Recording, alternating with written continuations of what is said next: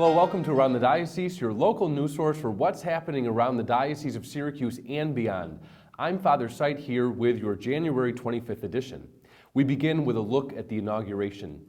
On Friday, January 20th, Mr. Donald Trump was sworn in as the 45th President of the United States. As with all government leaders, we are called to pray that God's wisdom will guide President Trump as he leads our nation, that he will create laws and policies that uphold and promote human life and the common good. Catholic News Service brings us this report from Washington.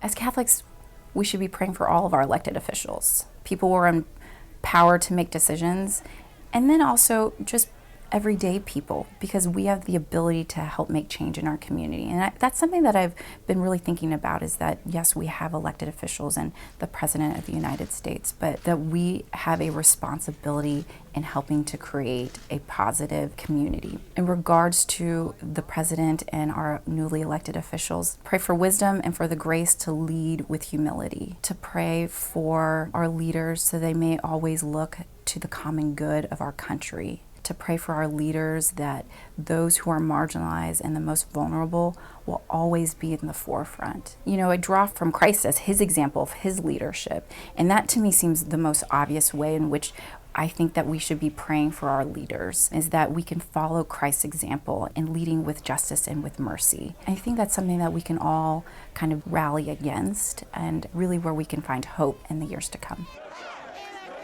Catholics have this great gift of elevating all of these natural goods, the good of a common life in a nation, the good of a common life in a city, can all be elevated by Catholics who are present and are active in their cities and in their neighborhoods, in their business life, their political lives, their social lives, constantly bringing in the works of mercy, both spiritual and corporal, bringing their prayers in every day, that Catholics are people who pray publicly, that we pray when we eat in public, that we be the kind of people who are salt and light, who are leaven in a world which is constantly being threatened with a kind of interior collapse. We can sense that in America, this fear that America is going to kind of collapse in on itself. Well, Catholics are the ones who hold open the space for hope for the future, a hope that's rooted in something eternal and not temporal.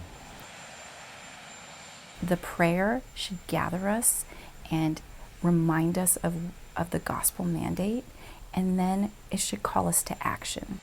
Up next, January 23rd was the feast day of Saint Marianne Cope, a remarkable woman of faith who lived right here in our very own diocese.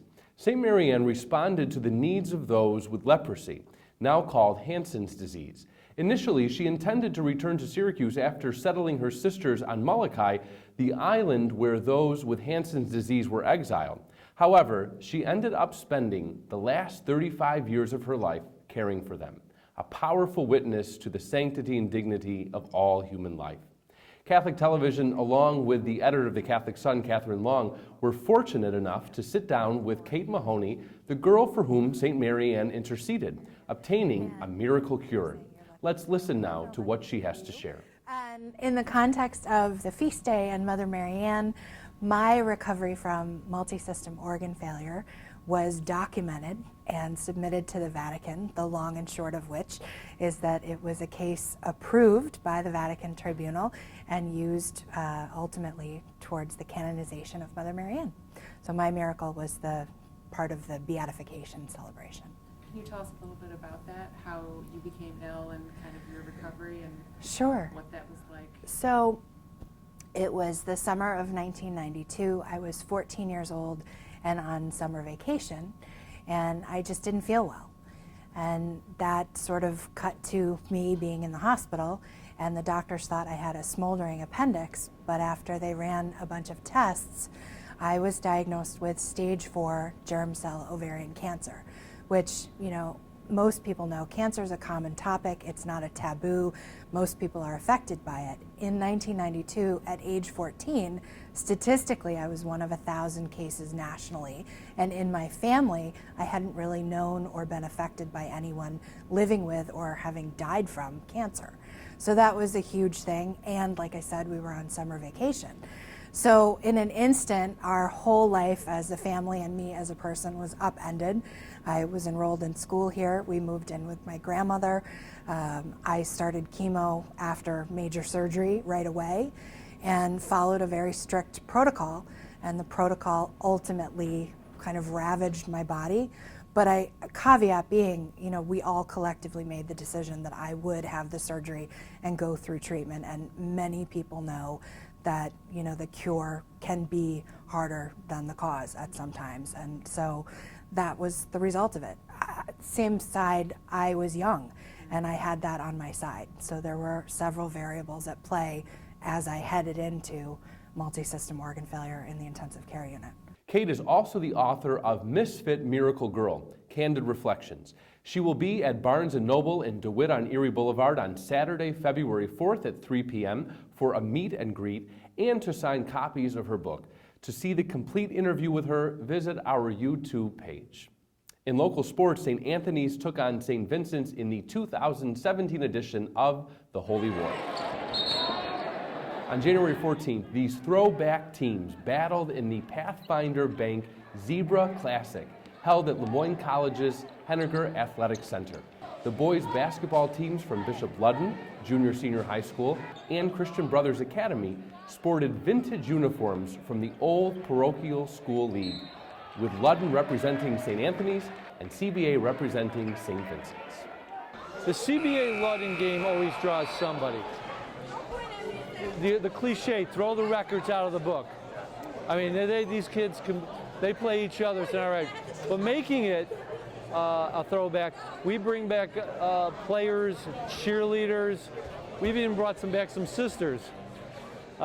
Yes, it does do a good straw. Excellent. Congratulations to the team at Bishop Ludden who beat CBA 53-41. It's that time again for social media specialist Nicole Osivor to join us and bring us this week's Media Minute. The 22 Catholic schools within the Diocese of Syracuse will once again celebrate Catholic Schools Week, January 29th to February 4th. And in today's Media Minute, we're going to tell you all about it. The highlight of the week will be their second annual diocesan-wide Day of Service on January 30th. Catholic Schools Week is the annual celebration of Catholic education in the United States, and on Monday the 30th, schools in all 4 regions of the diocese will focus on giving back to the community. Each school chose a partner organization, including Catholic Charities, Upstate Golisano Children's Hospital, the Rescue Mission, and Samaritan Center, to name a few. Students at each school will perform acts of service ranging from stuffing baskets with necessities for refugees to making sandwiches for the homeless. Highlights from Catholic schools in each region of the diocese will be available on the Catholic Sun, on the Syracuse Catholic Television YouTube channel, and diocesan social media. Be sure to follow the Catholic Schools Office, Diocese of Syracuse on Facebook for photos, video, and more. Thanks, Nicole.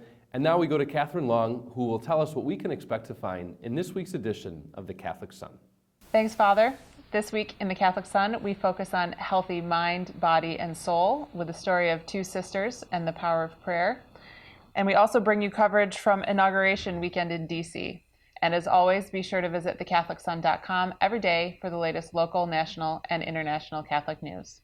Thanks, Catherine. That's all for this episode. Thank you for joining us. Be sure to check out our diocesan social media posts for updates from this Friday's March for Life in Washington, D.C.